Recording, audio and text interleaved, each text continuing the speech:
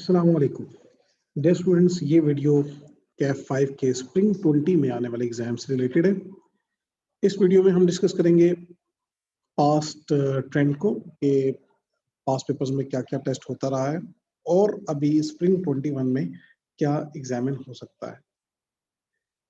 तो सबसे पहले तो मैं आपको ये बताना चाहूँगा, याद करवाना चाहूँगा कि ऑटम 19 से कैफ 5 के सिलेबस में जो चेंज आया, उस चेंज के मुताबिक हमारे कुछ न्यू आईएएस ऐड हुए और कुछ आईएएस रिमूव हुए। ये बात करना इसलिए ज़रूरी है कि हमें पास्ट पेपर के ट्रेंड को समझना है कि जो न्यू टॉपिक हैं इनके ऊपर एग्जामिनर की अप्रोच या इनके ऊपर एटीट्यूड एग्जामिनर का क्या है, किन किन टॉपिक को वो ज़्यादा टेस्ट करने की कोशिश कर रहा है।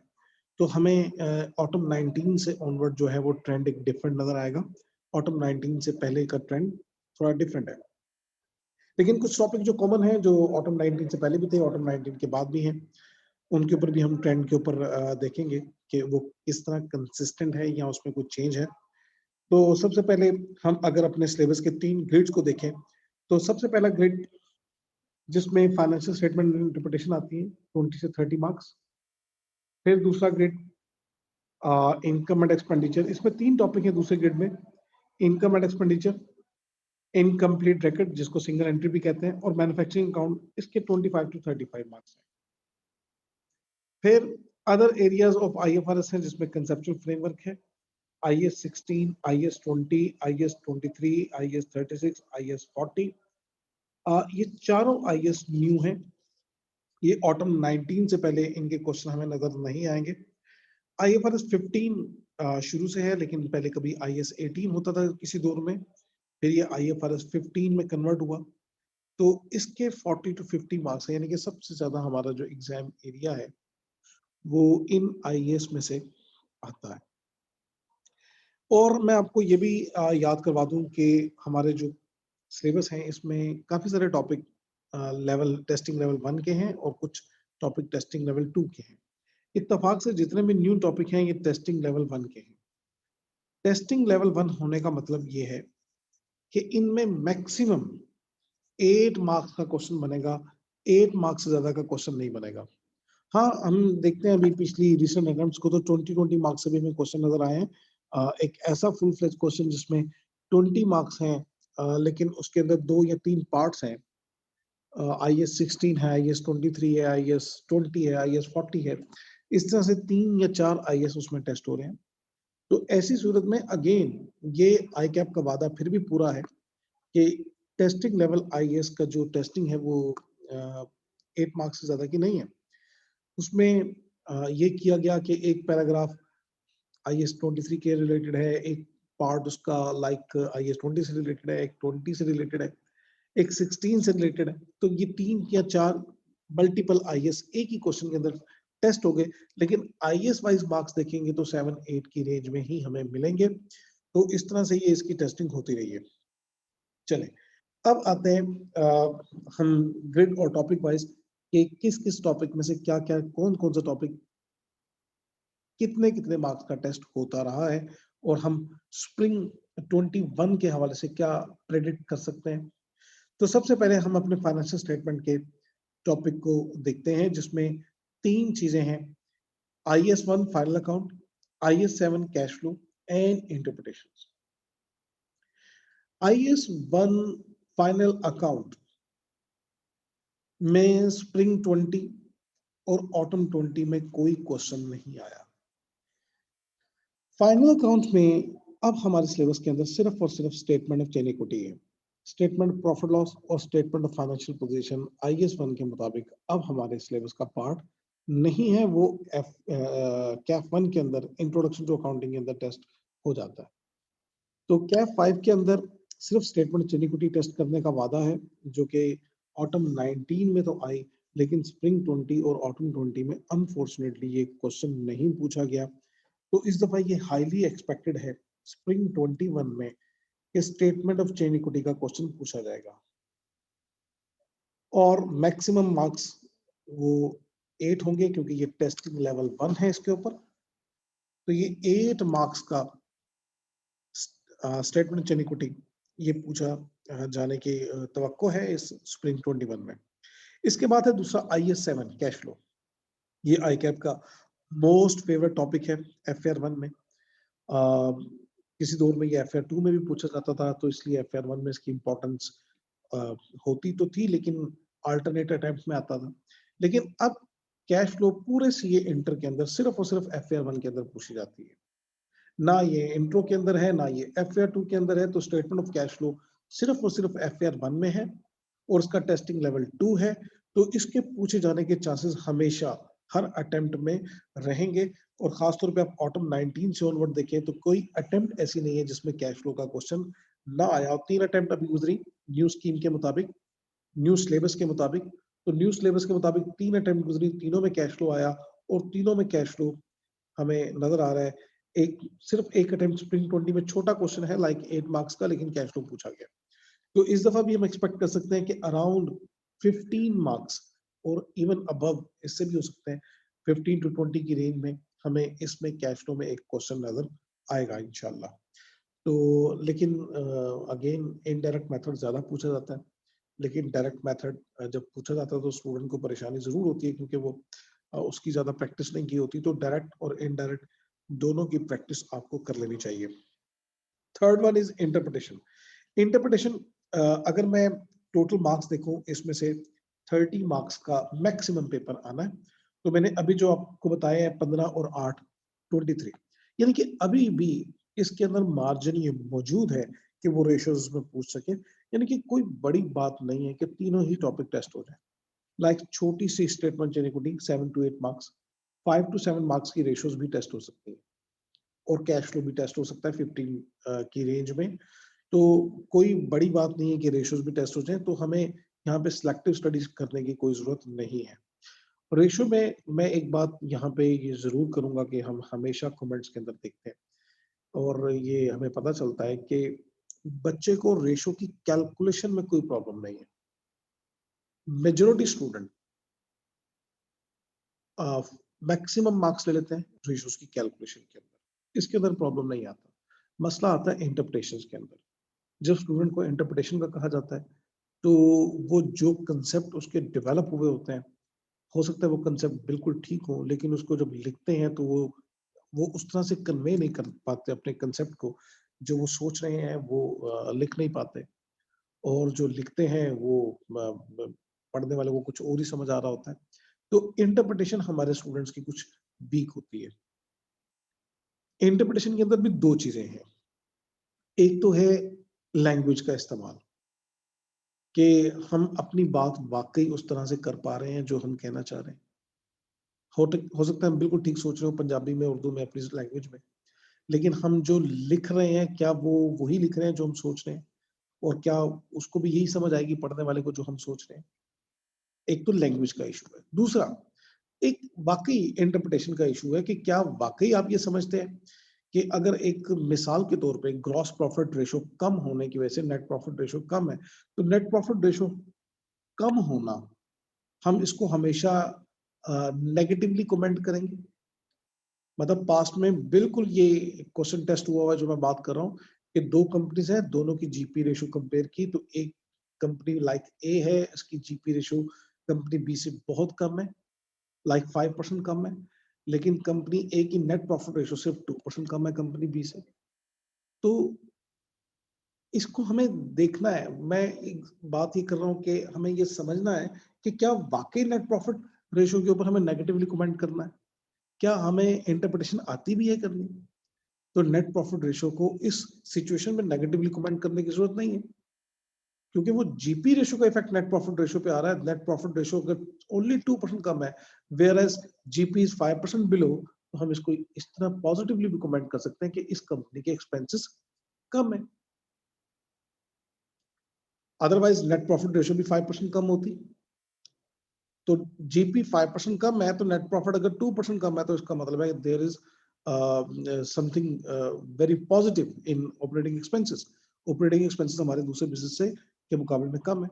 तो हमें इंटरप्रिटेशन करनी आती भी है कि नहीं आती, ये एक चैलेंज है। तो इंटरप्रिटेशन के कंसेप्ट्स और फिर लैंग्वेज, तो ये दोनों चीजों का हमें ख्याल रखना है। हम रेशोज की कैलकुलेशन तो ठीक कर लेते हैं मेजोरिटी ऑफ स्टूडेंट्स, लेकिन जो है वो इंटरप्रिटेशन में हम अच्छे मार्क्स नहीं ले पाते। तो मेरी ये सजेशन है कि आप इंटरप्रिटेशन को 2-4 क्वेश्चन में खुद लिख कर देखें। हम जुबानी रेशोज कैलकुलेट कर लेते हैं और जुबानी इंटरप्रिटेशन जो है वो सोच लेते हैं कि इसकी ये इंटरप्रिटेशन हो सकती है, लेकिन हम लिख कर नहीं देखते। तो लिख कर देखें और फिर बेहतर है किसी टीचर से चेक करवा लें कि क्या जो आप लिख रहे हैं इंटरप्रिटेशन क्या ये ठीक है, या कम से कम सजेस्टेड आंसर से कंपैरिजन इसका करके देख लें। ठीक है, तो ये जरूर प्रैक्टिस अपनी कीजिएगा इंटरप्रिटेशन की। यानी कि मैंने पहले ग्रेड के अंदर तीनों टॉपिक को ही कहा कि इंपॉर्टेंट है और तीनों ही आ सकते हैं, इसमें कोई सिलेक्टिव स्टडी नहीं हो सकती। जो एक है थोड़े कम चांसेस रेशो के हैं, लेकिन अगेन मैं आपको सिलेक्टिव स्टडी करने का नहीं कहूंगा। सेकंड एरिया है हमारे पास income and expenditure, incomplete record and manufacturing account. Income and expenditure और सिंगल एंट्री में एक दौर था ऑटम 19 से पहले, इन दोनों में से कोई एक क्वेश्चन आता था, दोनों नहीं आते थे। लेकिन एक अटेम्प्ट अब ऑटम 19 के बाद ऐसी आई स्प्रिंग 20 में कि दोनों में से क्वेश्चन पूछा गया। हाँ, एक सिंगल एंट्री का बड़ा छोटा सा क्वेश्चन 8 मार्क्स का और इनकम एंड एक्सपेंडिचर का एक लेंथी क्वेश्चन 18 मार्क्स का, दोनों ये क्वेश्चन इसी टॉपिक इसी ग्रिड में से पूछे गए। अब इत्तेफाक से दोनों का टेस्टिंग लेवल 2 है, बल्कि मैं आपको ये भी याद करवा दूं कि मैन्युफैक्चरिंग का भी टेस्टिंग लेवल 2 है। तो तीनों का ही टेस्टिंग लेवल 2 है। अब इन तीनों में से कोई दो क्वेश्चन तो आने हैं, क्योंकि इस ग्रिड में से हमें 35 मार्क्स की टेस्टिंग मैक्सिमम हो सकती है। तो 35 मार्क्स का मतलब है कि दो क्वेश्चन तो कम से कम बनने, तीसरा भी बन सकता है, कुछ छोटी मोटी कैलकुलेशन के साथ तीसरा क्वेश्चन भी बन सकता है। तीसरे ग्रिड के हवाले से मैं एक बात दूसरे ग्रिड की करना चाहूंगा कि तीसरे ग्रिड में हम ये देख रहे हैं आई कैप मुसलसल एक ऐसा क्वेश्चन बना रहा है जिसमें 2 या 3 या 4 आईएएस टेस्ट हो जाते हैं। मल्टीपल टॉपिक असेसमेंट एक ही क्वेश्चन के अंदर हो जाती है। तो मुझे इस दफा ये ख्याल आया कि कहीं ऐसा भी हो सकता है कि इस ग्रिड के अंदर, सेकंड ग्रिड के अंदर मैन्युफैक्चरिंग और सिंगल एंट्री को कंबाइन टेस्ट किया जाए। तो बिल्कुल हो सकता है। मैन्युफैक्चरिंग और इनकम एंड एक्सपेंडिचर को कंबाइन टेस्ट नहीं हो सकता, उसका कोई ताल्लुक नहीं है। Non profit organisation manufacturing normally नहीं करती ना। तो लेकिन एक सिंगल एंट्री, एक छोटा मोटा स्मॉल मीडियम साइज एंटरप्राइज छोटी मोटी मैन्युफैक्चरिंग कर सकते हैं। तो सिंगल एंट्री और मैन्युफैक्चरिंग का एक कंबाइंड क्वेश्चन बन सकता है। पास्ट में कभी मॉड्यूल सी में अकाउंटिंग का एक पेपर था जिसमें मैन्युफैक्चरिंग और फाइनल अकाउंट के कंबाइंड क्वेश्चन बनते होते थे। वहां से मुझे ये आइडिया आया कि कहीं मैन्युफैक्चरिंग का भी सिंगल एंट्री के साथ एक कंबाइंड ऐसा क्वेश्चन बन सकता है कि आप एक ही क्वेश्चन के अंदर आपको कहा जाए बैलेंस शीट और इनकम स्टेटमेंट बनानी है, लेकिन साथ कहा जाए कि मैन्युफैक्चरिंग भी हो रही है। तो मैन्युफैक्चरिंग अकाउंट बनाकर कॉस्ट ऑफ गुड्स मैन्युफैक्चर भी कैलकुलेट करनी है। तो इसका एक कंबाइंड क्वेश्चन मैंने बनाने की कोशिश की है। मैं इस वीडियो के लिंक में वो क्वेश्चन यहाँ पे अटैच कर दूंगा।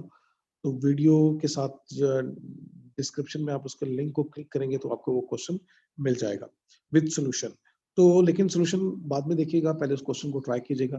मैन्युफैक्चरिंग और सिंगल एंट्री का कंबाइंड क्वेश्चन, मुझे लगता है कि इस तरह का क्वेश्चन आई कैप कभी टेस्ट कर सकता है, हो सकता है स्प्रिंग 21 में ही टेस्ट कर ले। तो एक क्वेश्चन जिसमें मैन्युफैक्चरिंग और सिंगल एंट्री दोनों टेस्ट होंगी 20 मार्क्स के, यानी कि फिर उसके बाद ये उसके पास ही मार्जिन मौजूद है एग्जामिनर के पास कि वो इनकम एंड एक्सपेंडिचर को इसके बावजूद टेस्ट करे। छोटा मोटा क्वेश्चन टेस्ट कर लेगा 10-12 नंबर की रेंज में। तो अगेन इस ग्रेड के अंदर भी हमारे पास कोई चॉइस नहीं है कि हम सिलेक्टिव स्टडी करें। हाँ, अगर हम वो अल्टरनेट की बात करें कि एक अटेम्प्ट में इनकम एंड एक्सपेंडिचर आता था और कभी सिंगल एंट्री आता था, ज्यादा वैसे सिंगल एंट्री आता था, इनकम एंड एक्सपेंडिचर 2-3 अटेम्प्ट के गैप के बाद आता था। तो मैं अगर अपनी लास्ट 2 अटेम्प्ट्स को फोकस करूं तो इनकम एंड एक्सपेंडिचर स्प्रिंग 20 में आया, ऑटम 20 में नहीं आया। लेकिन सिंगल एंट्री कंटिन्यूसली टेस्ट हो रहे हैं। सिंगल एंट्री ज्यादा टेस्ट होता रहा है ऑटम 19 से लेके जब से सिलेबस चेंज हुआ, तो सिंगल एंट्री के तीनों अटेम्प्ट में तीन क्वेश्चन हमें नजर आ रहे हैं। तो हो सकता है कि इस दफा सिंगल एंट्री को स्किप भी कर जाए, मैन्युफैक्चरिंग और इनकम एंड एक्सपेंडिचर को टेस्ट करें, लेकिन ये कंबाइन नहीं हो सकते फिर। ठीक है, तो अगेन हमारे पास कुछ सिलेक्टिव स्टडी की चॉइस है तो नहीं, लेकिन एक क्वेश्चन जो मैंने बनाया है उसको जरूर करके देखिएगा जिसमें सिंगल एंट्री और मैन्युफैक्चरिंग कंबाइन वर्किंग उसकी की गई है, तो कंबाइन टेस्टिंग हो सकती है। अगर कंबाइन टेस्टिंग हो जाए तो वो क्वेश्चन आपके लिए काफी हेल्पफुल होगा, और ये भी हो सकता है कि सिंगल एंट्री इस दफा स्किप हो जाए, इनकम एंड एक्सपेंडिचर और मैन्युफैक्चरिंग अकाउंट में से एक क्वेश्चन, दोनों में से एक एक क्वेश्चन बन जाए। ये था second grade. Third grade, other areas of IFRS. Conceptual framework वैसे इंट्रो के अंदर भी टेस्ट हो जाता है, इसलिए इसके यहाँ पे ऑटम 19 से सिलेबस का पार्ट बना, लेकिन ना ऑटम 19 में आया ना स्प्रिंग 20 में। स्प्रिंग 20 में आया, ऑटम 20 में भी क्वेश्चन नहीं आया। छोटा सा क्वेश्चन 6 मार्क्स का कंसेप्चुअल फ्रेमवर्क के अंदर से टेस्ट हुआ। और प्रॉपर्टी प्लान एंड इक्विपमेंट तो एवरग्रीन है, ये हमेशा ये टॉपिक टेस्ट होता रहा है। पिछले अगर ऑटम 14 से लेके स्प्रिंग 20 तक 13 अटेम्प्ट है, कोई अटेम्प्ट ऐसी नहीं है, बल्कि 14 अटेम्प्ट है, कोई अटेम्प्ट ऐसी नहीं है जिसमें IAS 16 का क्वेश्चन ना आया। लेकिन लास्ट 2 अटेम्प्ट्स हैं जिसमें मैंने स्टेरिक लगाया हुआ है, नॉट एलोकेटेड। ये 8-1 है, 8-2 है, 8-3 है, तो ये मल्टीपल IAS टेस्टिंग हुई है एक ही क्वेश्चन के अंदर। तो IAS 16 को वो अब कुछ और टॉपिक के साथ मिलाकर पूछता है। लाइक IAS 16 को बड़ी आसानी के साथ टेस्ट किया जा सकता है IAS 23 के साथ, IAS 16 को बड़ी आसानी के साथ टेस्ट किया जा सकता है IAS 36 के साथ, IAS 16 को बड़ी आसानी के साथ टेस्ट किया जा सकता है IAS 40 के साथ, इवन IAS 20 के साथ भी। तो IAS 16 को ये चारों जो न्यू IAS है इनके साथ मिलाकर टेस्ट किया जा सकता है। लाइक आप एक बोरिंग कॉस्ट से एक एसेट की कंस्ट्रक्शन कर रहे हैं, फिर उसकी डेप्रिसिएशन और उसकी रीवैल्यूएशन, ऐसा भी हो सकता है। फिर वो लैंड एंड बिल्डिंग का कुछ पोर्शन आपने रेंट पे दिया हुआ है, कुछ आप खुद यूज कर रहे हैं, तो IAS 16 और 40 दोनों अप्लाई हो जाएंगे। तो अगेन अगर आपने कोई प्रॉपर्टी प्लान एंड इक्विपमेंट खरीदा या बनाया है गवर्नमेंट ग्रांट लेके, तो IAS 16 और 20 कंबाइन टेस्ट हो गए। या आपने कोई प्रॉपर्टी प्लान एंड इक्विपमेंट की इम्पेयरमेंट टेस्टिंग की है, तो IAS 16 और 36 कंबाइन हो गए। तो एक ही सिनेरियो के अंदर मल्टीपल IAS, दो IAS अप्लाई हो सकते हैं।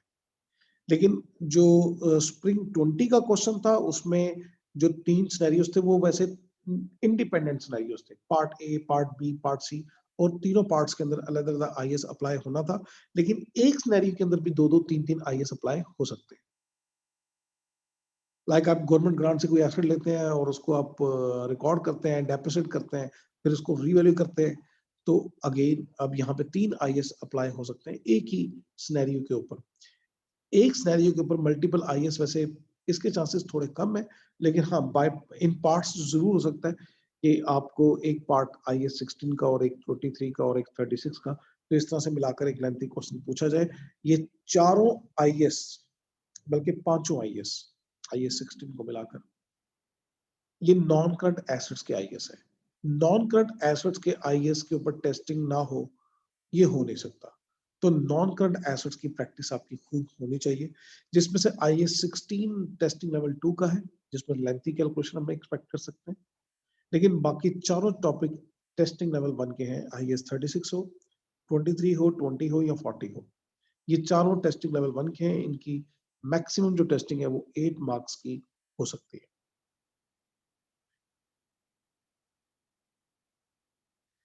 तो इन पांचों IAS को मिलाकर हम बड़ी आसानी से कह सकते हैं कि 20 मार्क्स इसमें से लाजमी आने, और आने, हर दफा आने। इसके बाद बाकी बचता है IFRS 15। अब इस पूरे ग्रिड के चूंकि मार्क्स 40 प्लस है, 40 to 50, एक क्वेश्चन अगर वो IAS 16 या वो IAS 20 और 40 को मिलाकर पूछ लेता है, यानी कि नॉन करंट एसेट से, तो उसके पास डेफिनेटली मार्जिन मौजूद है कि वो IFRS 15 का एक लेंथी क्वेश्चन पूछे। और IFRS 15 भी अगर आप ट्रेंड देखें तो कोई अटेम्प्ट ऐसी नहीं है सिंस ऑटम 14 कि जिसमें IFRS 15 का क्वेश्चन ना आया हो। हर दफा ये क्वेश्चन आता है और हर दफा इसके मार्क्स जो है वो हमें 12, 14, 15 नजर आ रहे हैं। बहुत कम जो मार्क्स कभी नजर आए हैं वो 9 है। 9 मिनिमम मार्क्स थे स्प्रिंग 18 के अंदर। अदरवाइज हमें रिसेंट अटेम्प्ट में 15, 15, 14, 15 ये इस तरह से इसकी रेंज में हमें क्वेश्चन नजर आ रहे हैं। तो IFRS 15 को भी हम किसी भी सूरत में स्किप नहीं कर सकते। तो पूरे सिलेबस को अगर मैं सामने रखूं तो सिलेबस में वैसे नंबर ऑफ टॉपिक्स बड़े कम है as compare to intro, as compare to any other accounting paper in Kaif.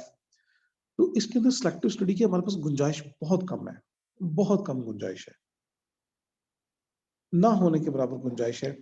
अब मैं अगर नॉन करंट एसेट्स के IAS का एनालिसिस थोड़ा सा करूं तो उसमें हमें ये आइडिया होगा कि कौन से IAS ICAP ने पूछे हैं रिसेंट अटेम्प्ट में। IAS 16 तो हर दफा पूछा जाता है, इस दफा भी पूछा जाएगा, इसमें कोई डाउट नहीं। गवर्नमेंट ग्रांट, गवर्नमेंट ग्रांट जब से सिलेबस का पार्ट बना है ऑटम 19 से, तीनों अटेम्प्ट के अंदर गवर्नमेंट ग्रांट की टेस्टिंग हुई है। तीनों के अंदर, तीनों के अंदर बोरिंग कॉस्ट स्प्रिंग 20 में टेस्ट नहीं हुआ, ऑटम 19, ऑटम 20 दोनों के अंदर टेस्ट हुआ। तो यूं लग रहा है कि अल्टरनेट अटेम्प्ट में टेस्ट हो रहा है। इसके बाद इम्पेयरमेंट इत्तफाक से टेस्ट नहीं हुआ। तो इम्पेयरमेंट इस दफा IAS 36 हाईली इंपॉर्टेंट समझे इसको। वैसे हमारे सिलेबस के अंदर FR1 में IAS 36 है बड़ा बेसिक सा, मतलब IAS 36 कभी FR2 के अंदर होता था तो उसकी कैलकुलेशन काफी कॉम्प्लेक्स हो सकती थी, मतलब कैश जनरेटिंग यूनिट का कंसेप्ट था। तो अब ये बड़ा सिंपल है, इसलिए ICAP ने पूछा नहीं। लेकिन इस दफा IAS 36 में से टेस्टिंग होने के चांसेस बहुत ज्यादा है।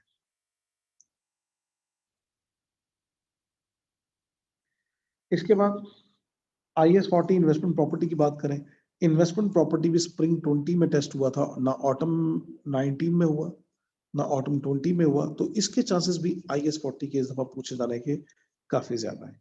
तो IAS 36 और IAS 40 पूछे जाने के चांसेस काफी ज्यादा है विद IAS 16।